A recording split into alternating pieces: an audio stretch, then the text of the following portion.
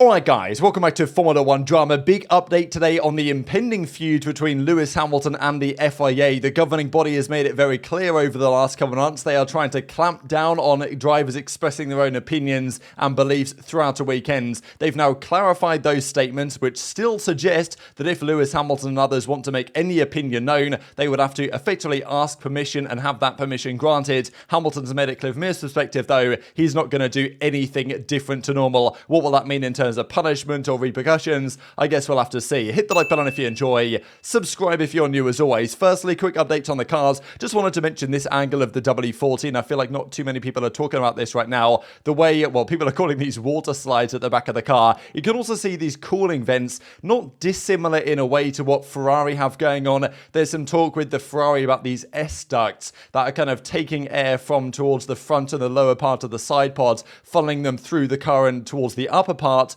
to, help with some airflow, but also maybe generate a little bit of downforce by forcing that air upwards. Maybe there's a similar idea in mind here for Mercedes, but yeah, what exactly is the purpose of these tunnels, let's say, on the upper side of the car? I guess we'll have to wait and see that, of course, from their filming day just yesterday. Plenty of images as well from this one Mercedes have put out on social media. They put out a video as well, kind of just about a minute or so long. We looked at most of the footage, though, in yesterday's video, if you guys missed it, and part of it was here. There was some discussion about the porpoising, whether there was anything going on there.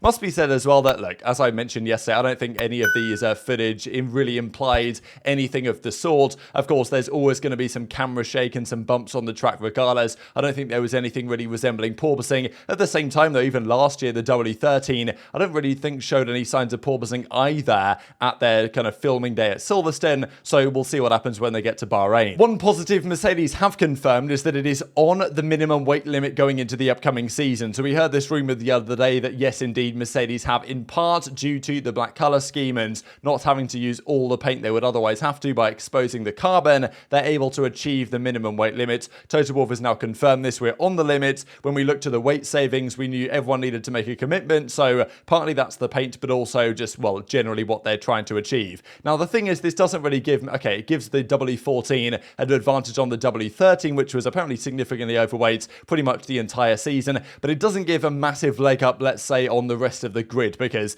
every other team more than likely will have got down to the weight limit, if not very close to the weight limit. So it's not really a massive advantage for Mercedes, but nonetheless, having achieved that is a very positive sign. Alpine say, though, they're actually below the weight limit. They reckon they've got to like 796 or so. The minimum weight limit is 798. That also includes the driver. So that allows them to put some ballast on the car, because they've got to be at 798 anyway, but they can put the ballast on wherever they want across the car to help with the weight distribution and other elements like that. So it does give Alpine some degree of advantage. There was even a rumour the other week that Mercedes had actually got down to 795 or so and might be able to do a similar thing here. We'll see, because Mercedes themselves say they're just on the weight limit. Maybe they're marginally under and they'll be able to have some ballast as well. That's what Alpine are saying, at least. Speaking of Alpine, expect some drama from the Alpine camp this season, because look, Ocon and Gasly, they make out like they're best of friends, right, when they do that announcement yesterday or a couple of days ago now. But Ocon made it very clear in a recent interview that,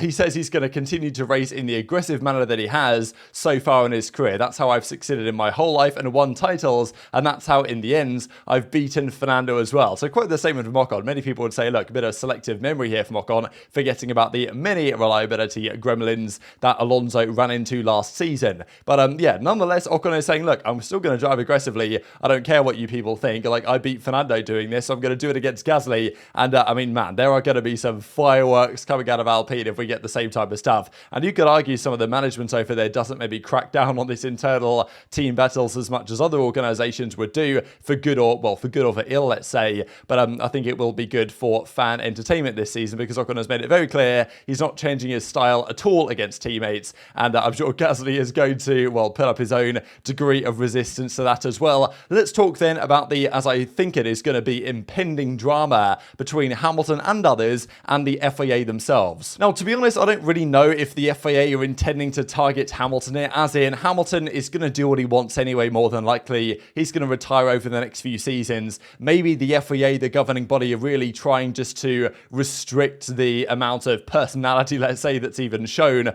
by the next generation in a way. Vettel now retires. Of course, Vettel, Hamilton, among some others, are the ones that generally make their, political or personal or even religious thoughts at times times known, and as such, they would be the ones in the firing line of this new regulation. But, even if they don't clamp down so hard on what Hamilton has to say, as I'm sure he'll continue to say it over the coming races, then, other drivers in the future might be hesitant to do so. And the general talk has been, even from Formula One themselves and from the team owners and from the drivers, they're like, yeah, they shouldn't be doing this. We don't care about this. And look, if they all just do what they want, then can they fine them all? Can they restrict them all? Can they do whatever to them all? Probably not. But it does seem like the FIA is trying to prevent Hamilton making certain thoughts known in certain countries that might not be so keen to hear certain messages. And we'll see that here in a second. Hamilton made it very clear. He's going to show up the way he always does. He doesn't care. He's going to turn up in the pride flag helmet. But the question is, what is the repercussion for doing such a thing? Turns out that when you look at the regulations, it's all so vague. They could either give a fine, they could give a penalty, they could give various repercussions. It's kind of like what happened last year when the jewelry thing was in place, and if Hamilton didn't take out the nose ring, they were going to effectively the car became illegal or it didn't meet the regulations or something. It might be something similar to that, where they can actually give penalties, they can give deductions, they can disqualify you based on this because the rules are written so vague. So basically any punishment is valid if they decide to do it. Russell says he'd be shocked if the FIA don't roll back on it. They since then have actually given a clarification that certainly does not roll back on it, even as George Russell says, look, we have our right to share our views across however platform we wish. And even Stefano Domenicali from F1 says, yeah, we're going to still kind of allow the drivers to say what they want, but maybe some certain things. And basically he was even clapping back at the FIA despite the apparently good relationship they're meant to have, even though that relationship is clearly not good if you guys have followed anything over the last couple of months. So Hamilton's thoughts were, it doesn't surprise me, nothing is going to stop me speaking out on the things I'm passionate about and the issues that there are. I feel like the sport does have a responsibility still, always, to speak out on things, create awareness on important topics, particularly as we're traveling to all these different places. So nothing changes for me. The FIA have clarified this over the last 24 hours or so. And the clarification is more like a doubling down on their position. This is the explanation of what they say. So the drivers are free to express their views on any political, religious or personal matter before, during or after the international competition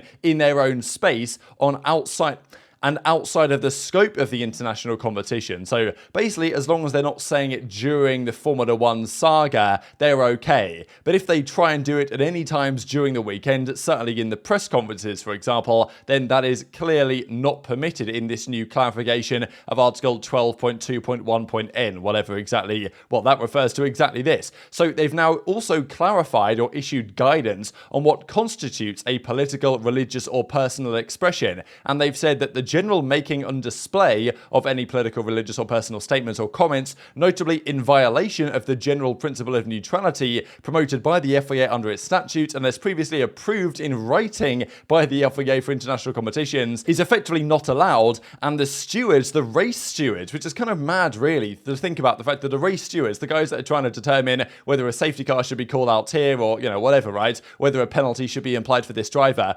also have to consider whether this particular driver has said something that's in violation of the general principle of neutrality, and therefore do we fine them, do we give them a penalty, or do we just do nothing at all, which is hopefully what they do. But the race steward will be responsible for determining if a rule breach has occurred on a case-by-case basis. So it's unbelievably vague, right? I mean, they've clarified, but they basically not said anything. Like, they could consider anything to be a political, religious or personal statement. Like, literally anything you say could be a personal statement. If you prefer broccoli to carrots, like, you could mention that, and all of a sudden that's a personal statement, and the race stewards could be like, oh yeah, I don't know if that's harming our particular sponsors that might promote carrot farming, I don't know. Stupid example, but that kind of could potentially fall under a personal statement, no? So obviously you go up from there and then things get a little bit more controversial. So, I mean, yeah, they are not allowed to make any unapproved statements or comments. Now, let's be honest here. Do you think that Lewis Hamilton is going to go to the FIA and say, hey, am I allowed to wear this? Please, can you allow me to? He's obviously, you don't do that anyway, right? You do it and then you ask for forgiveness or whatever, or you just hope the race stewards won't care. Because to be honest, they've got more important things to be caring about. Let's be perfectly honest here. So it says, okay, its priority is to ensure neutrality in certain key moments. But that's the thing. If Sebastian Vettel, or obviously he's now retired, but if someone wants to wear a helmet, such as, about the Canada climate crisis, is he going to be able to do it? Probably not nowadays. And even the FIA were asked the question, what if Hamilton wants to wear the rainbow livery helmet at the Qatar Grand Prix this year, like he did when they were there in 2021? And it is understood understood that he would be advised to seek permission to do so, and if he wasn't to, then he'd be in breach of a particular article, and it'd be a very interesting turn of events if, I mean, look, more than likely Hamilton will do something or other against the rules earlier in the season, and we'll see at that point whether the FIA decides to do anything about it, and if they don't, then, you know, a precedent has been set that they're not really going to actually enforce this too much. However, they might do something, or let's say Hamilton's in a title fight, goes to Qatar, puts on the rainbow helmet, and the FIA decide, actually, no, that's against the rules, so we're going to give you a 5-place grid penalty, which is technically allowed. Doubtful it would happen, but, like, I mean, it's at least a possibility, I believe, as it is written in the rules. So yeah, lots of potential drama about this. I hope that obviously it's not enforced to a great degree, and all the drivers don't want it, none of the team bosses want it, Formula 1 itself doesn't want it, so you'd imagine that they probably either this gets swept under the rug, or they have to back down to some degree. All the drivers just say what they want anyway, and the FIA can't punish them all. I don't know. And also, it's just a terrible look for the governing body in general. So, I mean, yeah, I don't know. Enjoy your thoughts in the comments below. Definitely a pretty mad story to keep your eyes on. A couple of quick things to mention on Ferrari before we close out the video here. Firstly, from Fred Vasseur saying that yes, indeed, their strategy is a problem, and he will make changes, but the changes are going to happen in all areas. So, Inaki Raida, who's kind of the head guy over there that's kept his job for arguably longer than people expected him to, is still in charge for now. So we'll see if that changes over the course of the season. He also mentioned that the mid-season development Ferrari have kind of failed to do successfully over the last few seasons. That's the key point they've got to improve, because look, even if Ferrari start this season out right at the front, which they very well could, will Red Bull catch them up in development? Will Mercedes catch them up in development? That certainly has been the case over the last couple of years and might well be going forwards, unless Fred Vasseur has anything to say about it. And also just this from Albert Fregreger, that indeed in Bahrain they are already setting up shop ready to go here for testing that begins on Thursday in only just a few days time. So very much enjoyed your thoughts in the comments below. Hit the like button if you enjoyed, subscribe if you're new, take care, and I'll see you next time.